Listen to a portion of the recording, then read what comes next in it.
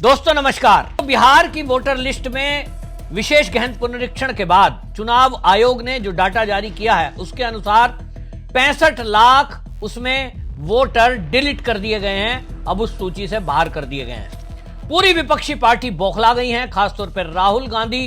अगर राहुल गांधी की बात करें तो राहुल गांधी ने तो चुनाव आयोग के अधिकारियों को धमकी तक दे डाली है कि आपको हम देखेंगे, देख लेंगे हमारी सरकार बनी तो। इतना ही नहीं, दावा किया है राहुल गांधी ने कि वो इस पर 5 अगस्त को इलेक्शन कमीशन के ऊपर परमाणु बम छोड़ने वाले हैं। अब वो क्या परमाणु बम छोड़ने वाले हैं वो तो राहुल गांधी जाने। इस तरह की कई चीजें, कई राजनीतिक दल चुनाव आयोग पर इस तरह के सवाल उठा चुके हैं। चुनाव आयोग इस मामले में पहले सुप्रीम कोर्ट तक में भी जा चुका है। सुप्रीम कोर्ट में जाकर अपनी सफाई में ईवीएम की पूरी रिपोर्ट सबमिट की है और दोबारा से उसने सभी राजनीतिक दलों को एक बार फिर ईवीएम को हैक करने के दावों को लेकर आमंत्रित किया था और उसमें सारे जितने भी राजनीतिक दल हैं उनके एक्सपर्ट शामिल हुए और ईवीएम पास हुई। लेकिन उसके बावजूद भी राहुल गांधी और पूरी विपक्षी पार्टी चुनाव आयोग के गहन पुनरीक्षण से बौखलाया हुआ है। आखिरकार मुद्दा मैंने पहले ही आपको बताया है। इन सब की परेशानी यह है कि जो अभी तक नकली वोट पड़ा करते थे, जो फर्जीवाड़ा ये किया करते थे, वो फर्जीवाड़ा अब चुनाव आयोग इनका चलने नहीं देगा। विशेष गहन पुनरीक्षण जो बिहार में हुआ, जिस तरह से डाटा सामने आया है उसमें आप सोचिए 30 लाख लगभग ऐसे लोग थे जो मर चुके हैं। और ये कोई बात नहीं है 2003 से लेके और अब तक।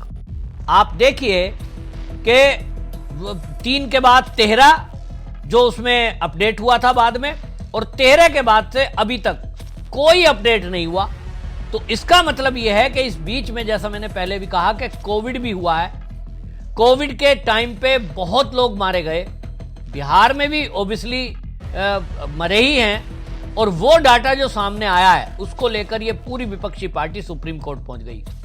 सुप्रीम कोर्ट ने सीधा सीधा ये कपिल सिब्बल, अभिषेक मनु सिंघवी जो वकील थे विपक्षी पार्टियों के, इनको ये कहा कि यदि आप ये दावा कर रहे हैं कि जीवित लोगों को मृत बता दिया गया है, चुनाव आयोग एक तरफा कार्रवाई कर रहा है, और आप ये दावा कर रहे हैं कि ये जितना भी प्रोसेस चल रहा है चुनाव आयोग का ये फर्जी है, गलत है, तो भाई आप ऐसा करिए, केवल 15 लोग, 30 लाख लोग मरने का दावा है ना, 15 लोग जीवित हमारे सामने ले आइए जिनके नाम वोटर लिस्ट से कटे हों। लेकिन यह प्रक्रिया कब करनी चाहिए? वो तब करनी चाहिए जब फाइनल लिस्ट चुनाव आयोग जारी कर दे। क्योंकि चुनाव आयोग ने जो अभी तक आंकड़े दिए हैं, मुख्य चुनाव आयुक्त ज्ञानेश कुमार की तरफ से बताया गया कि बिहार के 38 जिलों में 243 विधानसभा क्षेत्र हैं। 1 अगस्त से लेकर 1 सितंबर तक, ये अब इस पूरे महीने ड्राफ्ट की फिजिकल और डिजिटल प्रतियां जो है सारी राजनीतिक दल को दे दी गई हैं। और यह कहा गया है कि जितने भी राजनीतिक दल, यानी राहुल गांधी हो, चाहे इसमें आरजेडी हो, जो भी आपत्ति दर्ज करा रहे हो कि साहब फर्जी हो रहा है, गलत हो रहा है, मरे हुए व्यक्ति जिंदा हैं, उनके नाम कैसे काट दिए, अगर आपके पास ये जानकारी है तो चुनाव आयोग कह रहा है कि आपके पास 1 महीना है, ऑनलाइन आप वेबसाइट पर जाइए और चुनाव आयोग की वेबसाइट पर ऐसे लोगों की जानकारी डालिए कि ये व्यक्ति जिंदा है और आपने इसको मृत करके डिलीट कर दिया है। आप यदि जानकारी डालेंगे 1 सितंबर तक ये आपत्तियां ली जाएंगी और इसके बाद जो फाइनल लिस्ट जारी होगी वो सितंबर में होगी और उसमें भी 30 सितंबर को वो प्रकाशित की जाएगी, पूरी जांच और जो भी आपत्तियां आएंगी उसके ऐड करने के बाद। अब आप सोचिए, इतना ट्रांसपेरेंट मामला है, चुनाव आयोग खुल करके अपनी बात रख रहा है, आपत्ति बताने के लिए 1 महीने का टाइम दिया है, वोटर लिस्ट फाइनल जो छपेगी वो 30 सितंबर को जारी होगी। लेकिन ये राहुल गांधी जिस तरह से बम फोड़ना और सारी बातें कर रहे हैं, सवाल तो ये है कि यदि राहुल गांधी ये कह रहे हैं कि मैं 6 महीने से मेहनत कर रहा हूं, मध्य प्रदेश की लिस्ट में भी गड़बड़ है, महाराष्ट्र की लिस्ट में भी गड़बड़ है, बड़ी संख्या में गड़बड़ झाला किया गया है, तो भैया आप ये बताइए, अभी सदन में बोल रहे थे, संसद में हल्ला गुल्ला करने के बजाय पूरा देश आपकी बात को सुन रहा था, देश ही नहीं दुनिया सुन रही थी। आप तथ्य के साथ, प्रूफ के साथ संसद में उन तथ्यों को रखते। अब संसद में आप रखोगे तो फंसोगे, क्योंकि झूठ बोल नहीं सकते। संसद में यदि आप कोई झूठा डाटा रखते हो, आपके ऊपर सदन में झूठ बोलने के और बरगलाने के कारण कार्रवाई भी हो सकती है। राहुल गांधी ये जानता है और इसलिए उसको लगता है कि इस देश में उन्होंने 70 साल राज किया है, अभी सारा सिस्टम उनका है। निचली अदालत से लेकर सुप्रीम कोर्ट तक भी उनको लगता है कि उन्हें कोई जेल भेजने वाला नहीं है। वो किसी को भी गाली दे, किसी को भी धमकी दे, कुछ भी आरोप लगाए। और इसी अकड़ में राहुल गांधी ये तक कह गए कि चुनाव आयोग के अधिकारी जो गलत कर रहे हैं, मैं उनको छोड़ूंगा नहीं। हमारी सरकार आएगी, भले ही वो रिटायर हो जाएं, हम उन सबको देखेंगे। अब आप सोचिए, गुंडों की तरह चुनाव आयोग के अधिकारियों को धमका रहे। और अधिकारी पता है कौन होते हैं इस देश में? जो चुनाव आयुक्त है, बाकी चुनाव राज्य के आयुक्त हैं, वो सारे आईएएस अधिकारी होते हैं। ये आईएएस अधिकारियों को सीधा धमकी दे रहे हैं। अभी सरकार आई नहीं है, और अगर आएगी तो क्या करेंगे? और जब इनकी सरकार थी तो ये क्या करते थे? मालेगांव ब्लास्ट में खुलासा हुआ है ना, एक अफसर जो महाराष्ट्र में नौकरी करता था, और ये तो बाई चांस वो मुस्लिम है, एटीएस का जो अधिकारी है, वो किस तरह से बता रहा है कि मुझे आरएसएस के चीफ मोहन भागवत को गिरफ्तार करने का फर्जी तरीके से आदेश दिया कि आपको इनको फंसाना है। और किस तरह से एक कर्नल, एक साधु को फंसाया, ये कांग्रेस की सरकार में हुआ है। तो राहुल गांधी जो धमकी दे रहे हैं कि हमारी सरकार आई तो हम देख लेंगे, वो सारी दुनिया समझ ले कि राहुल गांधी क्या कहना चाहता है।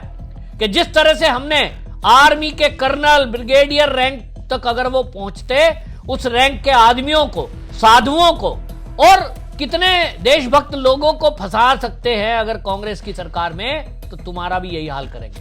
फर्जी केस लगवा देंगे। इनकी जिन राज्यों में सरकार है, आप देखते हैं ना, कर्नाटक में सरकार है, वहां केस दर्ज करवा देते हैं। किसी भी पत्रकार पे करा देंगे, जो कांग्रेस के खिलाफ बोलेगा उस पे करा देंगे। तो चुनाव आयोग को धमकी जो ये दे रहे हैं राहुल गांधी, ये कोई झूठ नहीं है, ये करते हैं, ये करते आए हैं कि जो भी गांधी परिवार के विरुद्ध में गया, कांग्रेस के विरुद्ध में गया, उसकी ये जीवन को बर्बाद कर देते हैं। तो राहुल गांधी की धमकी चुनाव आयोग को है, लेकिन चुनाव आयोग ने राहुल गांधी के दावों को फर्जी बताया।